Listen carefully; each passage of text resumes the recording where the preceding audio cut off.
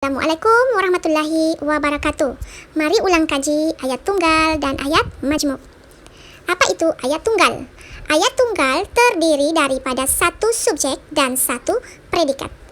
Untuk memudahkan kamu memahami, kalau cikgu lagi suka subjek ini, cikgu panggil objek. Manakala predikat ayat keterangan. Ya, contohnya, lelaki gemuk itu sedang menembak burung.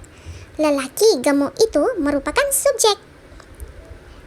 Sedang menembak burung merupakan predikat ataupun ayat keterangan yang menerangkan lelaki gemuk itu, ya.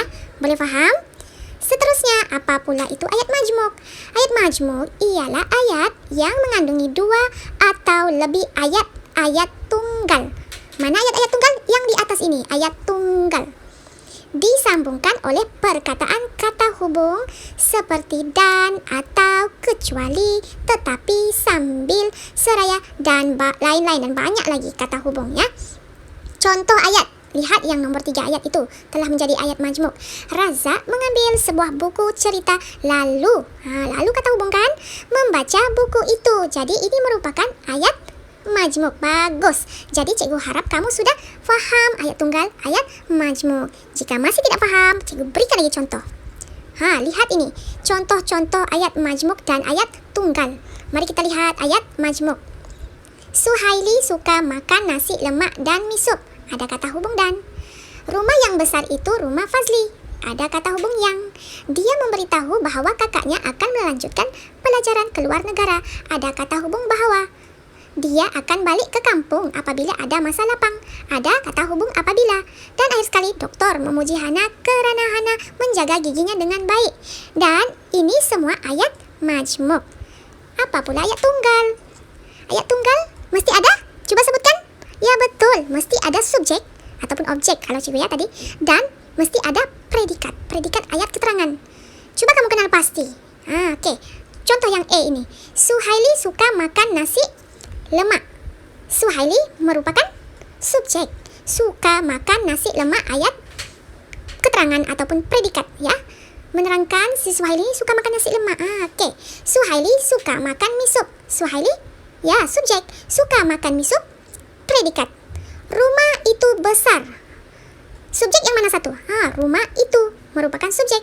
Diterangkan rumah itu besar. Besar itu ayat predikat ataupun keterangan. Jadi, rumah itu subjek, besar itu predikat ayat keterangan. Rumah itu subjek. Rumah Fazli predikat yang menerangkannya. Dia memberitahu. Subjek dia. Predikat memberitahu. Boleh paham? Kakaknya akan melanjutkan pelajaran ke luar negara. Mana satu subjek? Kakaknya subjek. Akan melanjutkan pelajaran ke luar negara. Ayat keterangan ataupun predikat. Seterusnya, dia akan balik ke kampung. Mana subjek? Dia. Predikat akan balik ke kampung. Ingat predikat ayat keterangannya. Dia ada masa lapang. Dia subjek. Ada masa lapang. Predikat. Doktor memuji Hana. Doktor subjek. Memuji Hana. Predikat. Hana menjaga giginya dengan baik. Hana subjek. Menjaga giginya dengan baik. Predikat. Jadi, cikgu harap kamu sudah faham subjek dan predikat. Sudah boleh beza di antara ayat majmuk dan ayat tunggal? Jika masih tak faham lagi, cikgu bagi lagi contoh, ya. Beza ayat tunggal dengan ayat majmuk. Ayat tunggal tiada kata hubung. Satu ayat yang pendek. Apa pula ayat majmuk? Mengandungi kata hubung. Cikgu terangkan sekali lagi. Merupakan gabungan dua ayat tunggal dalam satu ayat. Oke, contoh ayat diberikan di situ. Ya, mesti ada subjek dan predikat untuk ayat tunggal. Ayat majmuk pula hasil daripada gabungan dua atau lebih ayat tunggal menggunakan kata hubung. Contoh diberikan kan? Nazri berlari di sekitar taman. Nazri subjek, berlari di sekitar taman, predikat. Cikgu ulang sekali lagi, ya. Ini pula contoh ayat majmuk. Nasri dan Nabila berlari di sekitar taman dan kata hubung. Cikgu harap kamu paham, banyak kali terang sudah nih, ya. Ayat tunggal dan ayat majmuk. Ini merupakan contoh-contoh ayat majmuk. Kamu boleh baca sendiri, ya. Ini lagi. Oke, contoh. Paling banyak nih, contoh ayat majmuk. Banyak kata hubung di situ. Agar, apabila, atau, bahwa, dan, hingga, jika, jikalau, kecuali, kerana, lalu, manakala, sambil, serta, semenjak, sementara, sungguh pun, supaya, walaupun, tetapi. Paling mudah ayat majmuk ini. merupakan ayat yang panjang, gabungan daripada ayat-ayat tunggal. Ya, boleh paham? Yang ini dulu rasanya masa tahun 2, tahun 3 kamu sudah belajar. Ayat tunggal tukar kepada ayat majmuk. Contoh, Ani suka makan buah oren, Ani suka makan buah anggur. Gabungkan menjadi ayat majmuk. Ani suka makan buah oren dan buah anggur. Gabungan sekali.